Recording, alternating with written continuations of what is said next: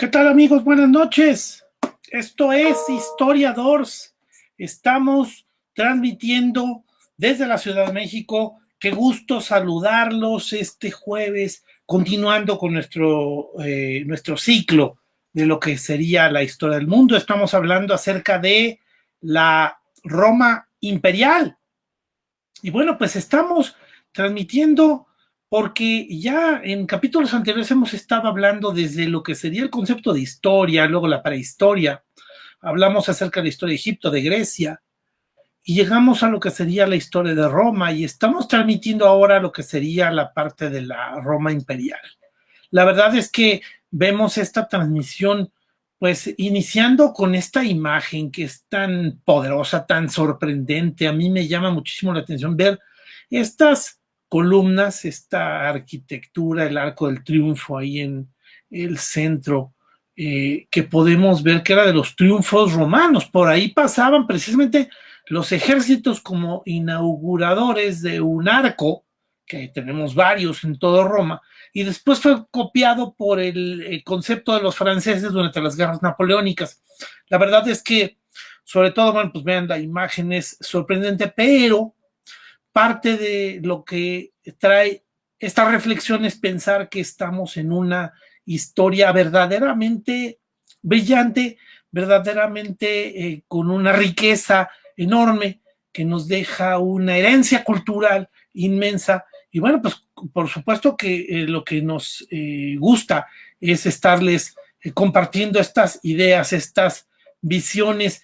Muchísimas gracias a todos los que nos están viendo. Estamos transmitiendo por Facebook Live, por el canal de Historiadores, también por el canal de YouTube.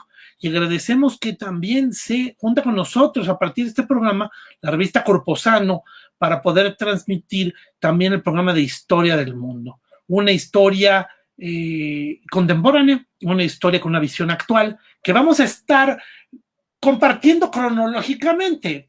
Próximamente vamos a estar hablando de la Edad Media, próximamente vamos a estar hablando del Renacimiento y luego de las grandes cambios históricos, la Revolución Francesa, la independencia de los países latinoamericanos, la Revolución Industrial, hasta llegar a la Segunda Guerra Mundial y el presente que ha tenido.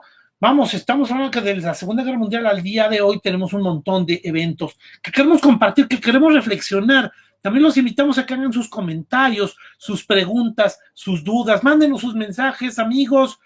Vamos a mandar regalos a todos aquellos que nos estén mandando sus mensajes en cualquiera de estas plataformas. Les mandamos un regalo que les vamos a dar de historiadores precisamente para que nos ayuden a que lleguemos a más personas. Yo creo que la historia es un tema que enriquece personalmente, enriquece muchísimo a la persona que lo estudia, te da una visión más integral de tu persona, de tu cultura, de tu herencia social, de los componentes políticos que vivimos. Y por supuesto que todo eso te enriquece como persona. Te hace una interpretación mucho más completa. Entonces, bueno, pues es lo que queremos compartir con todos ustedes, hablando de historia del mundo, particularmente de historia de la Roma imperial. Para poder empezar, bueno, pues les decimos que todos los programas anteriores, al igual que cápsulas y otros programas relacionados con historia, los tenemos en la página de Historiadores de YouTube. Suscríbete al canal de YouTube para poder escuchar lo que serían todos los programas de historia que tenemos en Historiadores, algunas cápsulas interesantísimas, la parte que yo creo que se vuelven temas súper polémicos. Estamos hablando de, por ejemplo, los eventos que pasaron durante la conquista, la destrucción de las Indias, el asesinato de Trotsky, la muerte de María Antonieta. No te pierdas el canal de Historiador, suscríbete al canal de Historiador, ve nuestros programas, consulta los programas de Historiador, la verdad es que son un tema maravilloso, interesante. También vamos a estar transmitiendo algunos capítulos que nos están pidiendo, nos pidieron unos amigos hablar acerca de la Revolución Rusa, particularmente la familia de los zares, y vamos a estar compartiéndolo con ustedes. Bueno, acuérdense que ya en los capítulos anteriores hemos estado dividiendo la historia de Roma.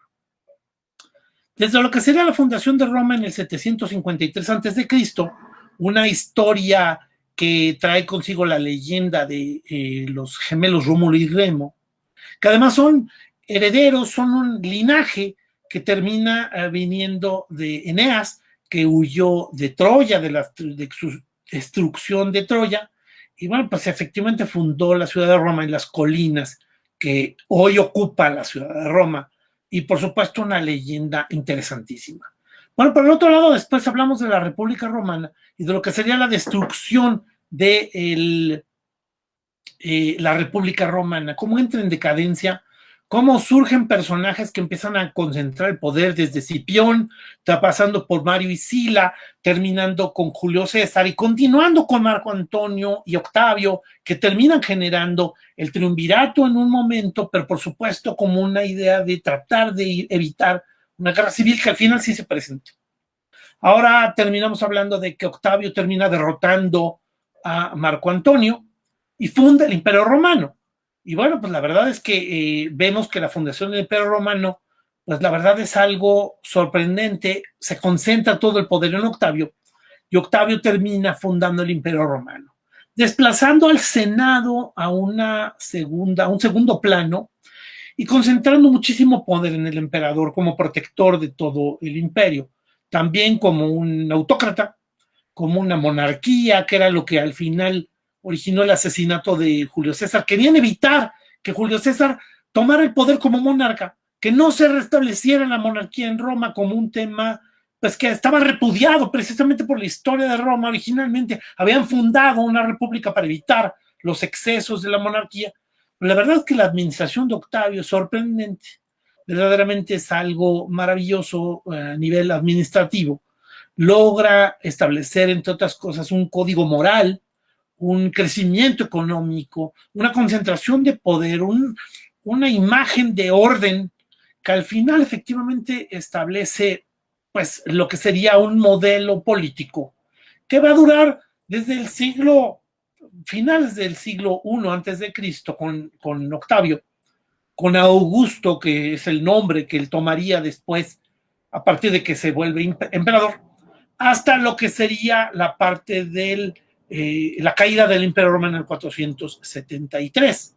Entonces, al final, pues vemos lo que sería la caída de Roma, en el 476, perdón, estoy diciendo el número mal.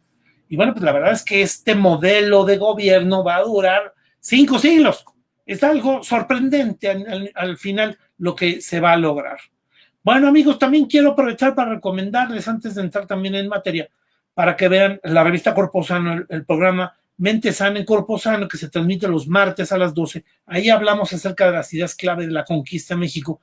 Este año que se está celebrando 500 años de la caída de la ciudad de Tenochtitlan por parte de los conquistadores, y pues también ahí compartimos este programa en la revista Corpo Sano. Quiero mostrarles aquí lo que sería esta imagen para que viéramos lo que sería la evolución de lo que sería el modelo del Imperio Romano. Aquí todavía sería el Senado, fue cuando asesinaron a Julio César. Al final vemos que el Senado termina asesinando a Julio César, pero Julio César había incorporado estos territorios. Con el cursor estamos marcando la zona de Francia, y bueno, pues efectivamente lo que sería las Galias sería parte de la extensión que se lograría ya antes. Se había logrado conquistar Hispania, la parte de Cartago, todo lo que sería el levante mediterráneo, la parte de Asia Menor, la parte de Grecia, ya se conformaba como todo lo que sería el dominio romano, y por supuesto vemos un dominio absoluto sobre el Mediterráneo, una formación, una extensión sorprendente. Pero sucede que Julio César, en su persecución de Pompeyo, terminó llegando a Egipto, con lo cual aquí está la imagen de Julio César. Julio César termina llegando a Egipto, y a la muerte de Julio César y la caída de Cleopatra como última faraona, como última reina de toda una serie de dinastías en Egipto, al final termina incorporándose a Roma, con lo cual vemos toda la extensión de lo que dominaba el imperio egipcio incorporado al imperio romano. Vean la extensión, es algo sorprendente cómo termina llegando desde lo que sería el Mar Rojo, extensiones que llegan hacia Abu Simbel y los templos que están hacia el sur de Egipto, que terminan dominando todo el norte de África. Ya con la caída de Cartago esto se había incorporado. Se había terminado de extender todo el imperio romano a lo que sería la península ibérica, y la extensión que había logrado Julio César contra las Galias y contra finalmente también la zona de Bélgica. Los Países Bajos actuales serían parte de las conquistas de Julio César. Para el año 20 después de Cristo vemos esta extensión enorme que ya además ocupa algunos puntos dentro del Mar Negro. Entonces, la verdad, ya el dominio mediterráneo es absoluto. Vamos a ver en el año 70, por supuesto, el Imperio Romano va a continuar con su extensión. Va a terminar dominando todavía más áreas de Asia Menor. Vamos a ver una extensión todavía adicional sobre lo que sería la actual Siria. La parte de Marruecos se incorporaría al dominio romano. Por supuesto, estamos hablando de que también van a hacer sus expediciones hacia Britania y al final se van a establecer para rechazar a los grupos bárbaros que se encuentran en el norte de Inglaterra. Y entonces al final aquí van a estar ampliando el dominio romano. Finalmente, pues vamos a ver que todavía la extensión termina siendo superior. Para la época de los antoninos, la época de máximo esplendor para Roma, la época de mayor riqueza, pacificación, condiciones estables para Roma, podríamos decir que es el momento más pacífico y de más bienestar en el Imperio Romano. Estamos hablando de una extensión enorme. Ven todo lo que está marcado, por supuesto, para el año 140 después de Cristo. Vean una extensión todavía superior en el año 230, al siglo III. Estamos logrando todavía más dominio sobre la zona de Gran Bretaña, todavía un dominio mayor sobre Asia Menor, extensiones que terminan expandiéndose sobre el Mar Negro.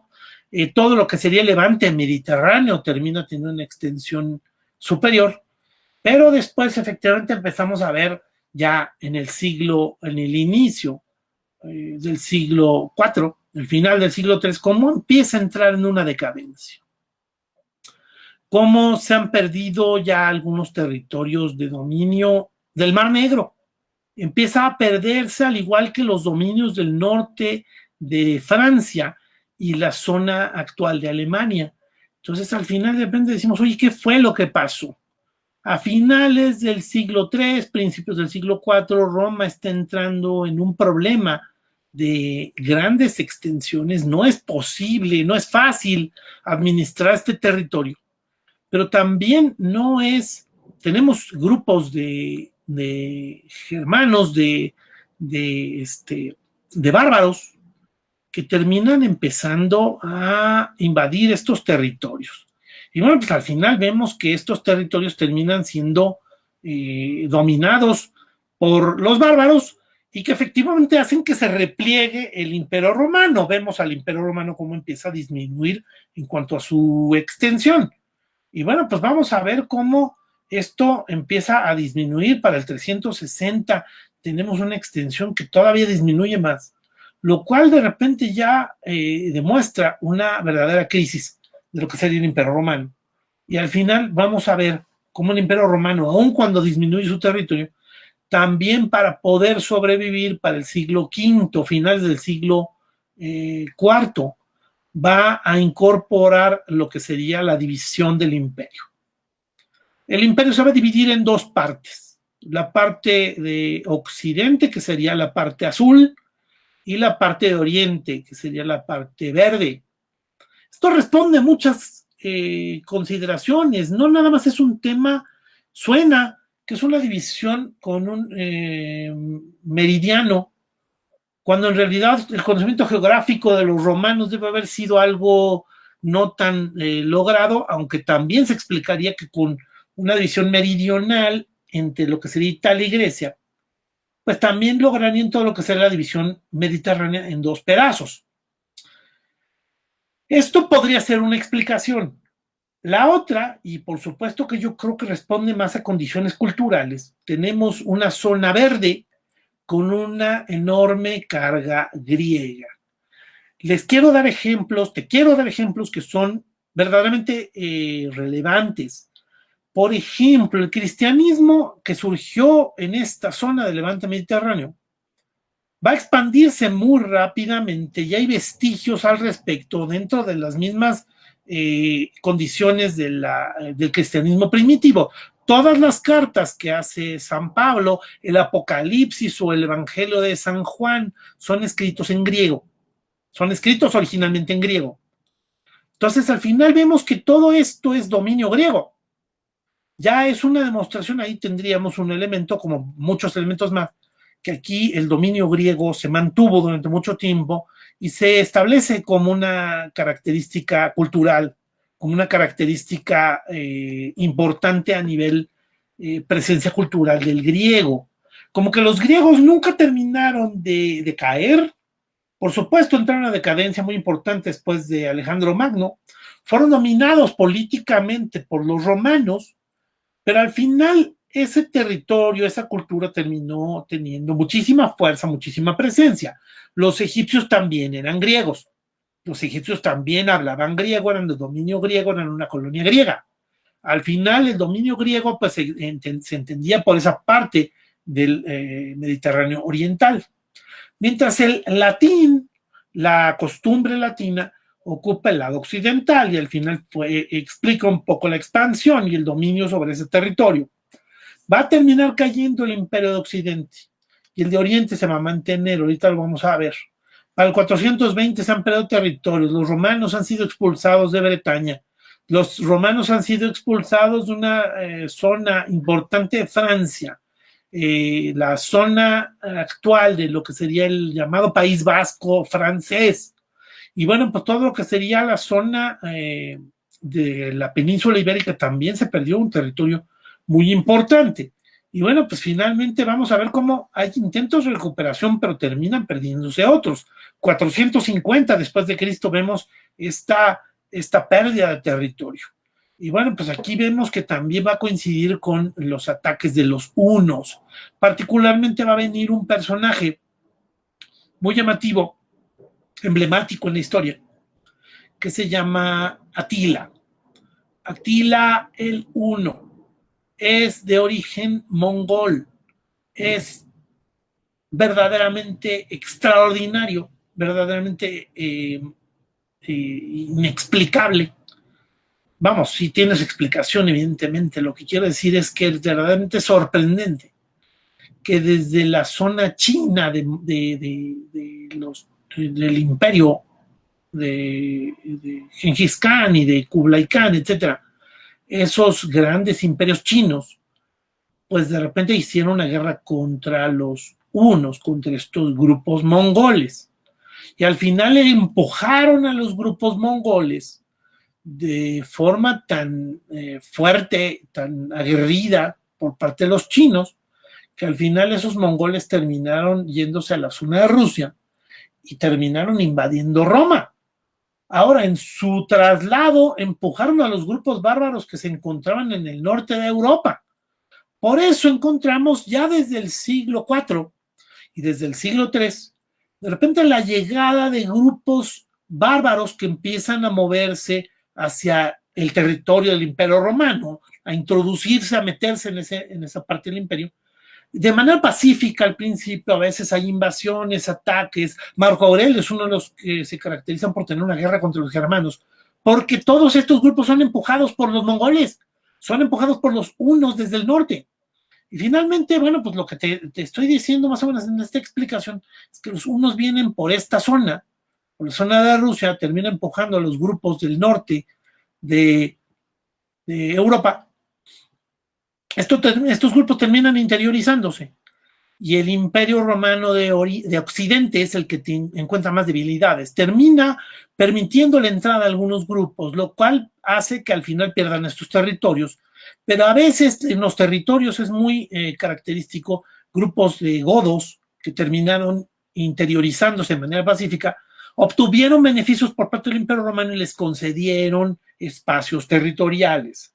Estos espacios territoriales se les llaman foedus, y estos foedus terminan siendo el origen del feudalismo. Van a ser un origen primitivo del feudalismo de la Edad Media. Pero es precisamente grupos que al final se autoadministran y tienen territorios cerrados, que al final tienen un dominio por parte de un señor, de un cacique, que termina teniendo una extensión a nivel agrícola, un dominio militar sobre cierto espacio físico, pero al final termina siendo protegido por el Imperio Romano, por los emperadores romanos y aceptado en esas condiciones, lo cual de repente provocó la independencia o la separación de algunos grupos. La parte del occidente extremo de lo que sería Europa tiene esa explicación. Pero bueno, pues al final también vemos cómo la parte de Europa termina teniendo decadencia por esa entrada.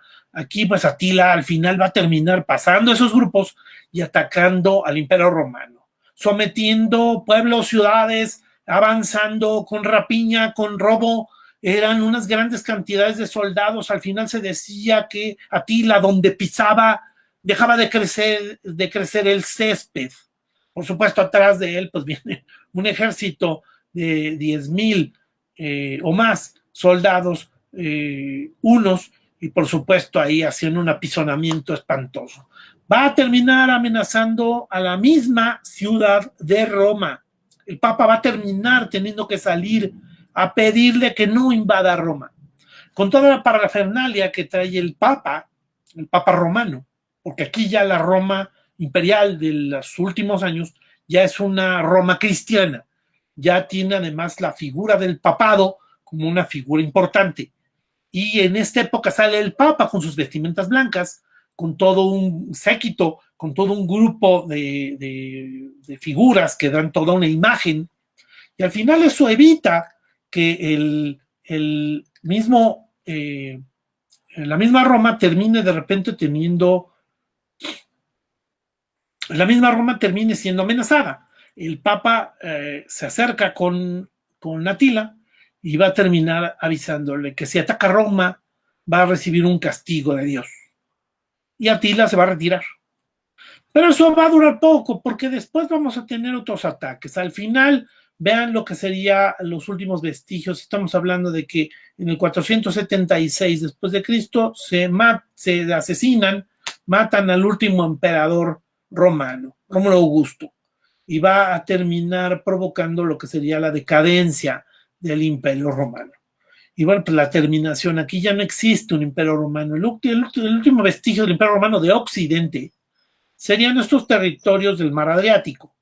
Pero bueno, pues la verdad es que terminan siendo dominios que ya no tienen un orden romano. Y bueno, lo que vemos también es toda la extensión del Imperio Romano de Oriente que se mantiene. Repito, se va a mantener durante 1000 años. 1000 años se va a mantener. Le mando saludos a Almi Besares y a David Torrico que nos están viendo. Muchísimas gracias por seguir este programa. No olviden en compartirlo, amigos. Compártanlo en las redes. Compartan este programa. Créanme que yo lo que quiero es transmitirles que es importante el compartir lo que sería la historia, la cultura. Me parece que es algo verdaderamente enriquecedor el que la gente tenga conocimiento histórico, y eso es lo que queremos compartir en Historiadores, y bueno, lo que queremos compartir con este curso. Quisiera comentarles un hecho muy relevante que termina dándonos un vestigio arqueológico, un vestigio histórico muy importante. En el año 67 después de Cristo, cuando el Imperio Romano ya estaba llegando a su apogeo y a su esplendor, había grandes cantidades de riqueza. Y los grandes ricos de la ciudad de Roma terminaban buscando un lugar donde esparcirse. También las ciudades que estaban alrededor de Roma tenían mucha riqueza. Entonces, al final, sucede que surge una ciudad en la zona de Nápoles, en la actual zona de Nápoles, en el Golfo de Nápoles, una ciudad que se llama Pompeya. Estaba en los pies del monte Vesubio, también cerca de otro volcán que se llama Herculano. Al final, el monte Vesubio va a entrar en erupción, y al final, a la hora de hacer la erupción, Pompeya va a sufrir toda una destrucción inmensa. Van a salir gases venenosos que van a bajar por la gravedad porque van a ser más pesados que el aire, van a invadir la ciudad, hay explosiones y terremotos, va a haber efectos piroclásticos, que serían las grandes nubes que salen de los volcanes, que hacen una destrucción enorme, incandescente, terrible. Pero además del volcán va a salir piedras y ceniza. Las piedras van a terminar cayendo sobre la ciudad, destruyendo los techos de las casas. Y la ceniza va a empezar a cubrir las casas. La gente empieza a huir tratando despavorida de salir, de escaparse del lugar. Y van a ser rescatados algunos dentro de lo que sería el puerto de Pompeya. Y al final, bueno, pues va a haber algunos barcos que se acercan desde el otro lado de Nápoles para llegar al puerto de Pompeya, rescatar a la gente. Pero muchísima gente va a terminar pereciendo en la ciudad de Pompeya, que en pocas horas va a terminar cubierta de ceniza. Completamente cubierta de ceniza, la ciudad se va a mantener cubierta de ceniza durante muchísimos años. Eso pasó a mediados del siglo I después de Cristo. En el siglo XIX se sabe que ahí hay una ciudad enterrada, hay vestigios de esa ciudad y se empiezan a hacer algunas excavaciones, pues los trabajos arqueológicos empiezan a ser interesantes, importantes dentro de lo que sería la creación de la ciencia histórica.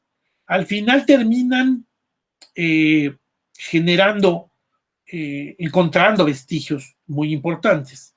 Una de las tantas cosas que hicieron a la hora de excavar es encontrar muchas casas, bodegas, platos, utensilios, casas, que de repente terminaban llamando muchísimo la atención, por supuesto generando muchísimas intrigas, razonamientos, deducciones, cómo vivían los romanos. Verdaderamente es algo muy llamativo. En una de las casas encontraron letreros que decían cuidado con el perro. Cabe canem, decía en un mosaico en una de las casas, donde tenían perros que cuidaban las casas. Entonces, la verdad es que también vemos la naturaleza, la forma como vivía la gente. A la hora que hacen las excavaciones, se encuentran algunos huecos dentro de lo que serían las mismas excavaciones. Recuerda que estamos hablando de que un arqueólogo empieza a hacer excavaciones con mucho cuidado y terminaban encontrando huecos, a veces encontraban vestigios, una casa, etcétera. Pero luego encontraban huecos y adentro del hueco terminaban encontrando un esqueleto. Lo que hicieron los arqueólogos al final como técnica fue, tan pronto encontraban ese tipo de huecos, les hacían un vaciado de una especie de yeso, una pasta, y lo que lograban hacer era estas condiciones. Vean la ciudad, todo lo que encontraron es algo maravilloso. La actividad de la ciudad, la cantidad de casas, las calles trazadas, por supuesto, toda la actividad económica que esto implica. Todas estas son deducciones y actualmente todavía falta mucho por encontrar de la ciudad, por descubrir la ciudad, por descubrirla, por develarla. Al final hay un montón de espacios que todavía son casas alrededor que todavía se pueden excavar. Pero bueno, vemos el teatro, vemos acueductos, vemos foros, centros políticos, centros de esparcimiento, fuentes, abastecimiento de agua. Y lo que les decía hace unos segundos era efectivamente encontrar huecos en donde había esqueletos que al final fueron llenados con yeso. Y esto es lo que encontraban. Es un cuerpo que cayó en el momento de que fue envenenado por los gases venenosos y termina siendo cubierto por la ceniza. Los arqueólogos terminan haciendo excavaciones y buscando los restos y encuentran de repente este vestigio, llenan de pasta y terminan encontrando el cuerpo, cómo se formó. ¿Qué es lo que creemos? Bueno, porque al final la ceniza cubre el cuerpo, se endurece, el cuerpo se consume y al final se quedan los huesos. Pero el cuerpo forma un molde, que es el que después se utiliza para hacer esta pasta. Vemos unos espacios de las calles en donde vemos a la gente, parejas, familias, vestigios sorprendentes de lo que sería la parte de la gente, cómo murió y cómo fue después cubierta por la ceniza. Todo esto evidentemente está cubierto de ceniza para ver formadas esas figuras. Vemos el ejemplo de lo que sería el monte Vesubio arrojando cenizas, arrojando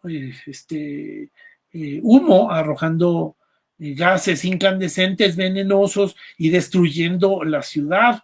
Y por supuesto, pues vemos estas imágenes, son impresionantes. Aquí tenemos un perro con su correa que murió envenenado, vean la figura, Vemos a un niño que está tapándose la cara con sus ropas, al final también lo vemos ahí como está recogido.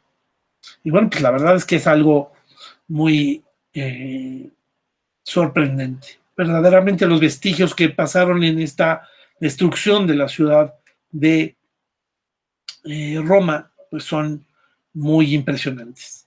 Amigos, quiero compartirles que en la revista Corposano también se transmite el programa Triálogos. El programa Triálogos es todos los martes a las 7 de la noche. En esta ocasión, el programa pasado se habló acerca de lo que es el capitalismo y se hicieron discusiones, reflexiones a ver si el capitalismo es malo.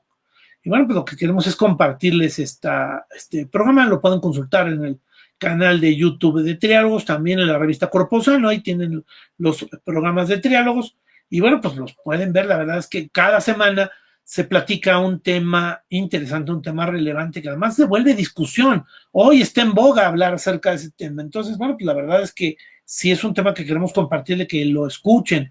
Escuchen estos programas, amigos. Escucha las reflexiones, las ideas de nuestros panelistas. Tenemos un gran filósofo que está participando con nosotros, Héctor de la Torre. Tenemos a Armando Cuellar, un gran politólogo, a Gustavo Hernández Bortolini, que es un gran economista, y hablamos acerca de este tema, como cada semana. No te vayas a perder el próximo programa de Triálogos, el próximo martes a las 7:30 por la revista Corposano.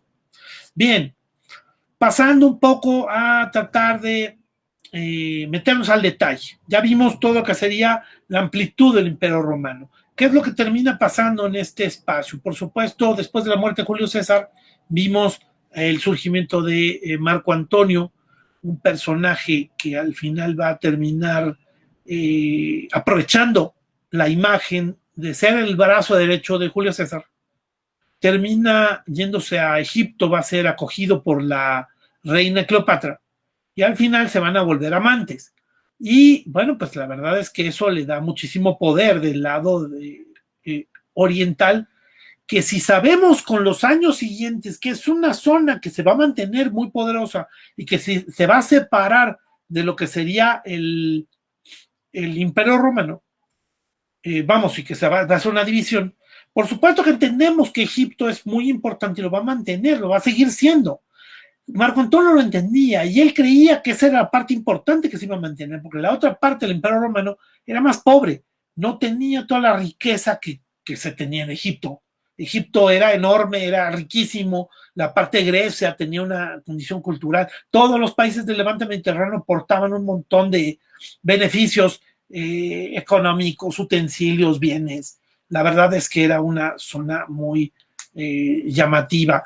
Marco Antonio va a ser verdaderamente el rey de Egipto, va a empezar a competir con Octavio, pero pues al final se va a imponer Octavio. Octavio va a ganarle a Marco Antonio, va a haber una batalla naval, en esa batalla naval van a terminar perdiendo los egipcios y Octavio va a tomar el control del imperio, de lo que sería la extensión romana, para fundar después el imperio.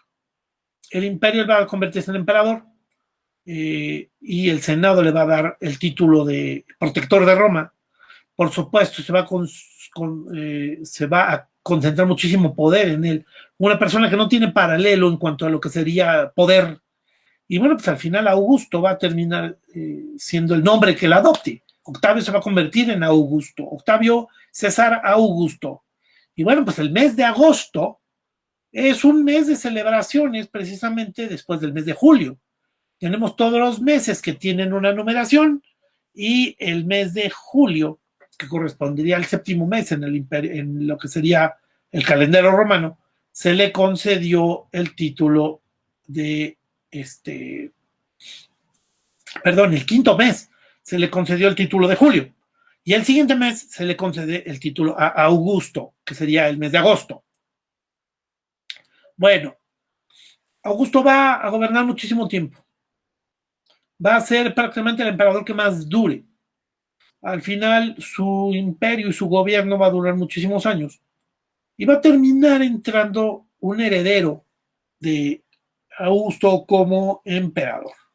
Augusto va a implantar un modelo moral dentro de lo que sería Roma, va a perseguir a los corruptos, va a poner en orden al Senado, va a terminar también poniendo un orden político en todo Roma, va a pacificar el imperio, porque había muchos enfrentamientos. Evidentemente estamos diciendo que él surge de una guerra civil, y al final va a heredarle un imperio tranquilo a Tiberio.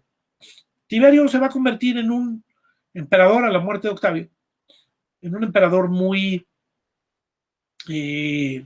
exigente, pero también con muy mala fama, de crueldad, de excesos, de dureza. Al final los romanos lo llamaban el león, haciendo una referencia a la dureza y a la ferocidad de ese gobierno. Y entonces al final Tiberio va a estar gobernando Roma con mucha dureza. Al no recibir el cariño por parte de los gobernados, los romanos no querían a Tiberio y se lo empezaron a demostrar.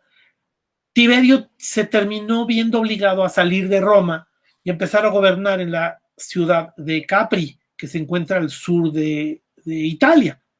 Y desde ahí estaba dictando todos sus órdenes de gobierno.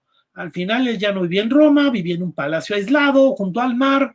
La gente efectivamente lo empezaba a repudiar.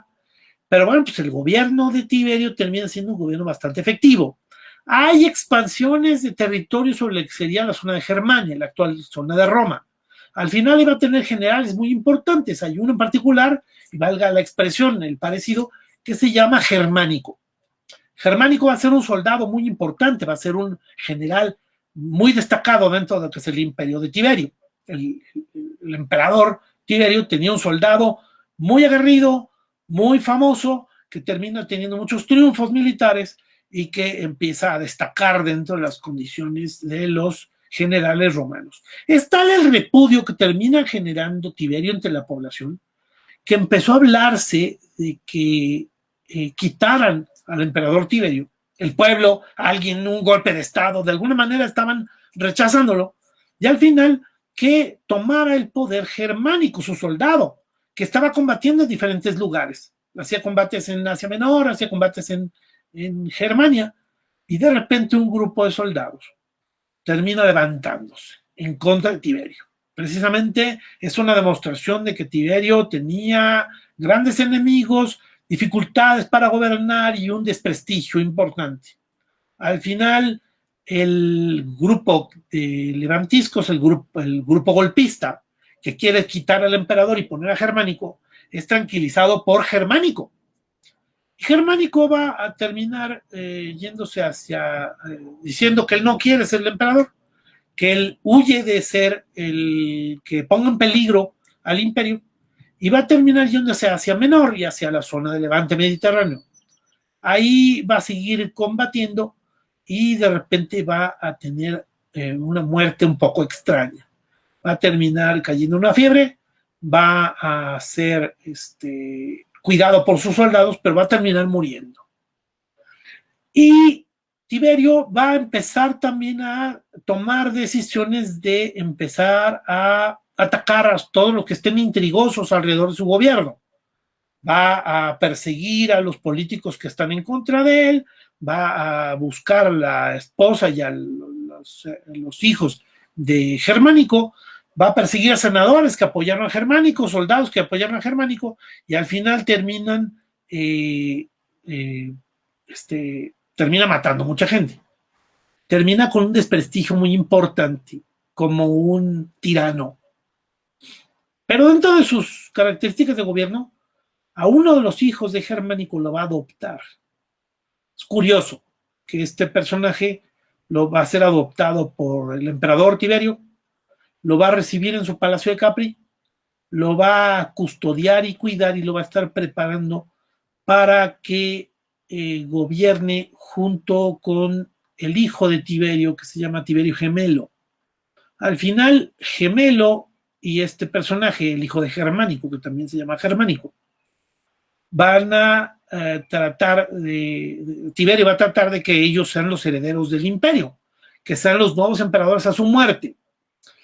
A la muerte de Tiberio, el que sobresale por mucho va a ser el hijo de Germánico, el hijo adoptivo de Tiberio, hijo real, hijo verdadero de Germánico, pero que al final también pues, se convierte en el emperador de facto. Y el gran problema es que Gemelo al principio es desplazado y puesto a un lado y después va a morir.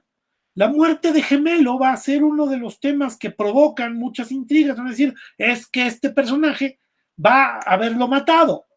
Y al final sucede que, que esas son las parte de las intrigas de lo que se está comentando. Y bueno, pues vemos que hay intrigas palaciegas, pero el hijo de Germánico es el que va a terminar heredando el imperio. Los soldados, cuando era niño, le habían puesto un apodo porque traía unas botas, unos sandalias que utilizaban los soldados romanos, que les llamaba mucho la atención, unas sandalias pequeñas, tipo bota. Estas se llaman caligas, y esto hizo que al hijo de Germánico se le llamara Calígula, que quiere decir botitas. Entonces, a la hora de celebrarlo como niño, cuando acompañaba a su papá, y estar dentro de las batallas, los campamentos, la verdad es que sí tenía mucha fama dentro de los soldados, como el hijo de Germánico, que por supuesto heredaba parte de la imagen, pero también como el niño llamativo que estaba conociendo a los soldados, al cual conocían muchos soldados, era algo que le ayudaba en su popularidad. Cuando Calígula, siendo heredero Tiberio, termina tomando el poder, muere Tiberio, sube Calígula, desplazan a Gemelo, muere Gemelo, Calígula termina convirtiéndose en emperador absoluto y al principio empieza a hacer muchas medidas que ayudan a la población de Roma. Se vuelve un emperador muy popular y muy querido. La gente lo quería mucho. Hace fiestas, establece los combates gladiadores, las competencias en el circo, da muchas dádivas a la gente, saludaba a todo mundo y era un hombre carismático. Pero al final, Calígula va a terminar cayendo en una fiebre repentina. La fiebre lo va a poner en una condición muy peligrosa, posiblemente iba a morir. Los médicos lo estaban cuidando y al final perdían la esperanza varias veces, esperando que el emperador muriera, el emperador Calígula. Y finalmente, Calígula, después de varios días de estar sufriendo, terminó empezando la fiebre a ceder y terminó recuperándose. Pero esta fiebre que tenía altísimas temperaturas, que tenía condiciones en las cuales lo ponían ataques, en shock, que estuvo inconsciente durante muchos días y que estuvo enfermo, cambió mucho las características. Muchos de los autores marcan como el momento en el cual cambia su personalidad, tratando de dar una explicación a que este tema provocó seguramente algún cambio mental, tal vez un daño, hablándolo en términos modernos.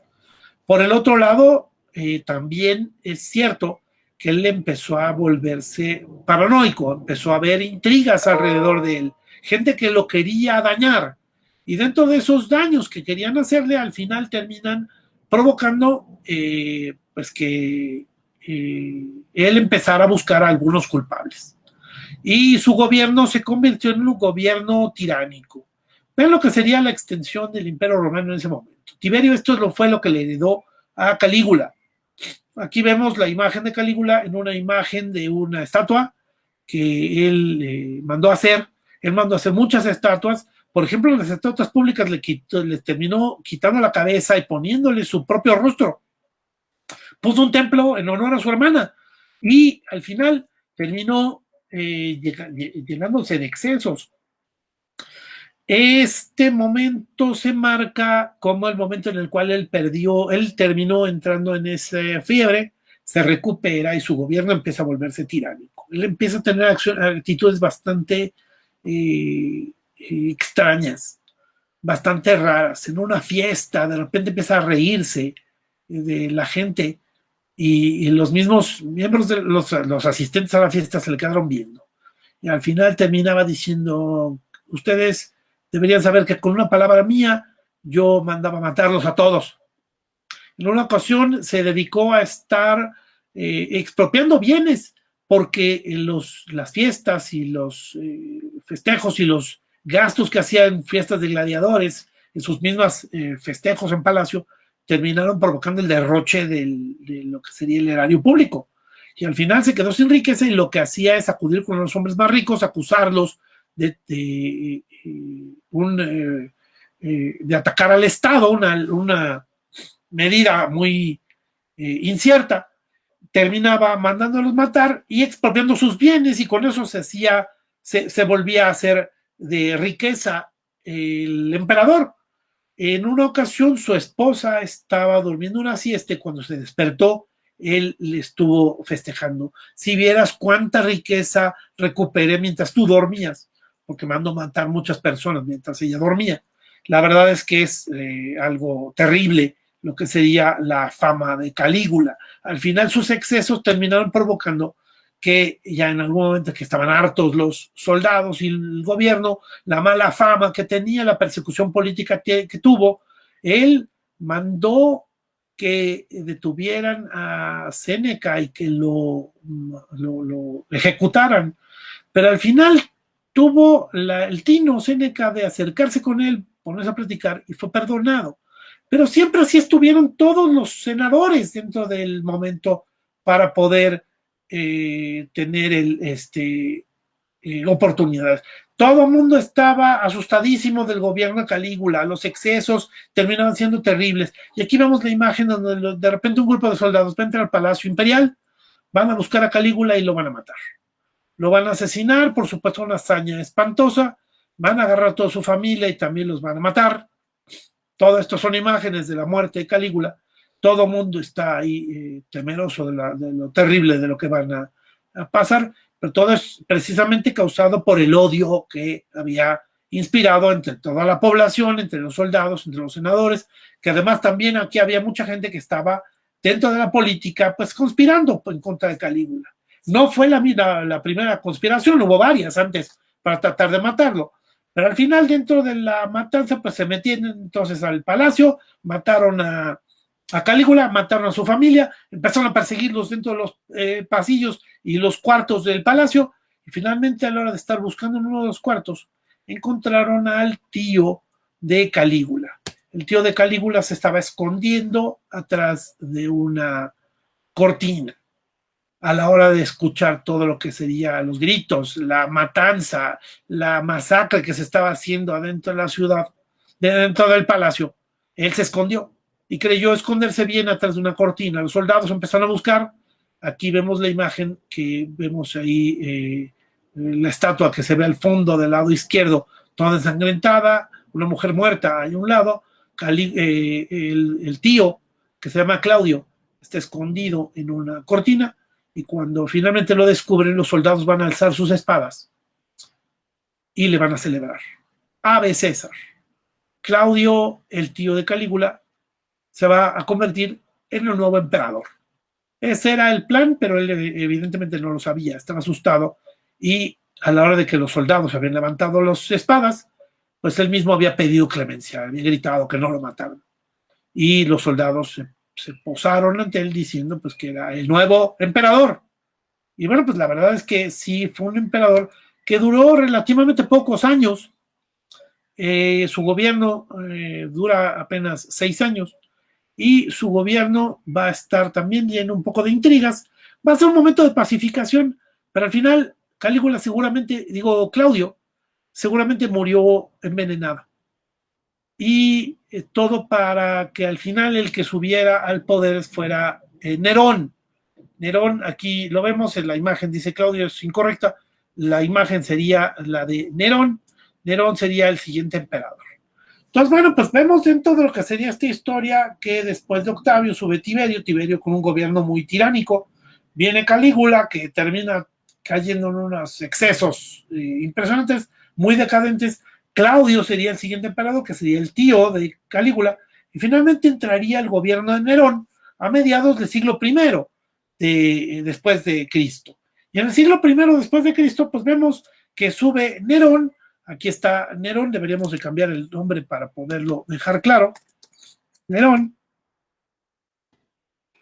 Y Nerón sería un emperador que viviría, yo creo que temas muy llamativos, dos temas muy llamativos. Uno es el incendio de Roma.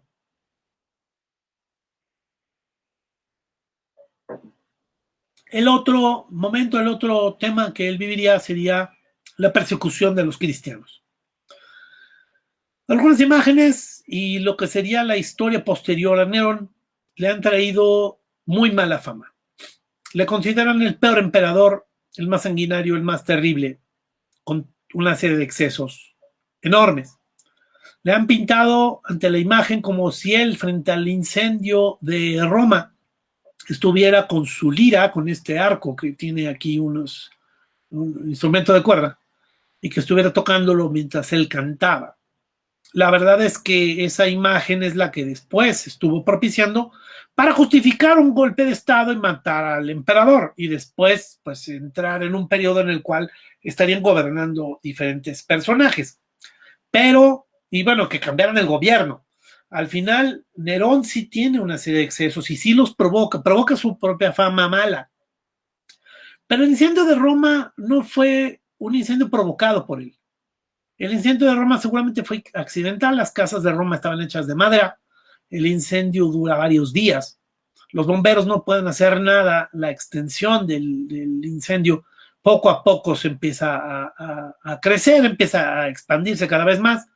Empieza por una zona, pero termina pasando a prácticamente más de la mitad de la ciudad quemada y destruida. Él va a aprovechar pues estos momentos, por supuesto, para apoyar a los heridos, a la gente que también perdió sus casas. Va a recibir a mucha gente en el palacio, en los patios del palacio, para poder permitir que se refugiaran del incendio. La verdad es que sí lo destruía. Pero bueno, pues la imagen que se da de Nerón es que a él le causó mucha gracia que se destruyera Roma, como que quería fundar una nueva Roma. También acusan que el momento fue causado por los cristianos y con eso quieren dar una explicación de que Nerón quiso culpar a los cristianos y con eso legitimar la persecución que se hizo de los cristianos. La verdad es que más bien la persecución también sería por una intolerancia religiosa. Al final también eran considerados herejes frente a las creencias de los romanos en su época. Sirvientes que empezaron a tener lo que sería la creencia del cristianismo. Entonces ya estamos hablando después de Cristo, había muerto cerca de 30 años antes Jesús. Y bueno, pues al final vemos que ya la expansión del cristianismo ha terminado llegando a diferentes lugares, a Grecia, a los diferentes lugares del Imperio Romano. Las cartas, las epístolas que escribe San Pablo extienden sus territorios, son escritos que se le mandan a comunidades cristianas en diferentes lugares, en Éfeso, a los griegos, a los mismos romanos. Termina mandando varias cartas San Pablo como parte de lo que sería el vestigio de la presencia de los cristianos dentro de esta historia.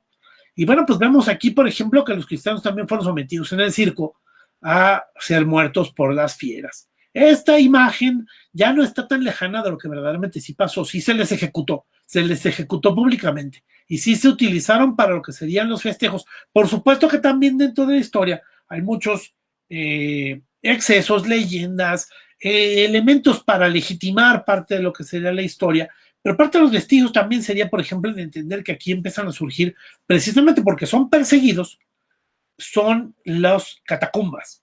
Tenemos varias catacumbas en los subterráneos de Roma. Roma es la ciudad que se ve arriba, que es muy magnífica, enorme, monumental, pero además al interior de sus subterráneos se empezaron a construir estos túneles. Estos túneles fueron construidos por los cristianos y que empiezan en esta época porque la persecución cristiana va a darse en diferentes momentos durante los primeros 2 siglos y medio más o menos de lo que sería el cristianismo, y después se convertiría con Constantino en la religión oficial del Imperio Romano, cosa que sería un cambio radical en lo que sería la segunda parte del Imperio Romano, que vamos a hablar ya en la siguiente sesión. Pero bueno, pues vemos que aquí ya son lugares en donde los cristianos se escondían. utilizaban para hacer sus rituales religiosos al interior de estas catacumbas. Las catacumbas tienen una extensión enorme y al final esta extensión termina siendo muy interesante de ver. Vemos estas catacumbas en donde la gente lo que hacía era esconderse y hacer sus rituales. Y bueno, vemos esta es la imagen de las catacumbas de Santa Priscila y con sus osarios. Aquí vemos una cantidad de huesos acumulados, acomodados como parte de los rituales en donde pues moría un cristiano y lo terminaban incorporando a la comunidad cristiana que estaba aquí. Y bueno, pues haciendo sus rituales, su acercamiento cristiano de lo que sería la época primitiva del cristianismo. Y bueno, pues la verdad es que esto es muy llamativo en esta historia. Y bueno, pues amigos, pues les tenemos más historias acerca de este tema. Les queremos compartir historias muy interesantes. Todo esto está en el canal de Historiadores de YouTube. Suscríbete al canal, no te lo pierdas, ayúdanos a llegar a más personas, compártelo para que podamos ver más historias. La verdad es un programa, una serie de programas que queremos compartir porque queremos compartir la riqueza de la cultura. Y esta riqueza, este enriquecimiento es algo muy interesante, muy llamativo. Muchísimas gracias por estar viendo nuestro programa. Yo diría aquí como elementos finales, como una conclusión, pues que Roma nos heredó un esplendor, la Pax Romana, la unidad, la expansión de Roma. También instituciones, todo lo que sería jurado, leyes, Senado, por supuesto que todas las instituciones de administración, pues son después una herencia que son retomada por diferentes culturas. Entre otras cosas lo vamos a ver recuperado como una época de esplendor que quiere recuperar Europa en el Renacimiento, y eso va a ser siempre muy significativo dentro del discurso, dentro de la narrativa histórica. Siempre hablar de que el tiempo del Imperio Romano fue una época de esplendor por esas instituciones, por su orden jurídico, por su literatura, con los grandes poetas. Ya hablamos acerca, por ejemplo, de Juvenal o de Cicerón, de Séneca, de los grandes filósofos. Por supuesto, arquitectura y arte. Ya vimos lo que sería la imagen del foro romano, las construcciones que se han hecho en diferentes lados, lo que sería los acueductos. Vemos acueductos en diferentes partes de Europa que son imponentes. Y bueno, pues el ejército, la formación del ejército, este es un imperio militar y por supuesto también una herencia del Imperio Romano sería el cristianismo. Habríamos de entender lo que dijimos aquí en un principio, en esta parte del Imperio Romano, pues vemos unos grupos cristianos primitivos y después al cristianismo surgiendo como la religión aceptada y después la religión mayoritaria y finalmente la religión oficial del Imperio Romano. Y bueno, pues al final esto es lo que les compartimos. No dejen de vernos, amigos, todos los jueves 19:30. Vean los programas que tenemos en Historia del Mundo, suscríbete al canal y ayúdanos a llegar a más personas. Muchísimas gracias. Nos vemos la próxima semana en Historia del Mundo. Hasta luego.